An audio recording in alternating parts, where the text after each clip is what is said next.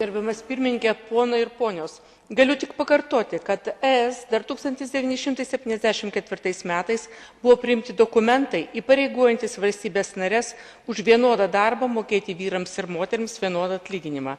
Tačiau praėjus daugiau kaip 30 metų situacija nesikeičia. Maža to, mano šalis Lietuva pradėjo pensijų sistemos reformą. Dalis darbuotojų į valstybinį pensijų draudimo fondą sumokėtų lėšų pervedama į privačius pensijų kaupimo fondus. Po keliarių metų paaiškėjo, kad vienodų anuitetų gavimų iš šių fondų moteris turi sumokėti 35% daugiau įmokų nei vyrai, nes jos, matote, ilgiau gyvena.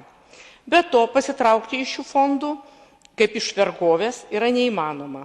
Tai jau ir žmogaus teisų, ir laisvo pasirinkimo pažeidimas. Be Lietuvos lyčių lentelę taiko tik tai Bulgarija. Kviečiu komisiją, išnagrinėjus tokius atvejus, imtis iniciatyvos ir pasiūlyti sprendimus. Ačiū.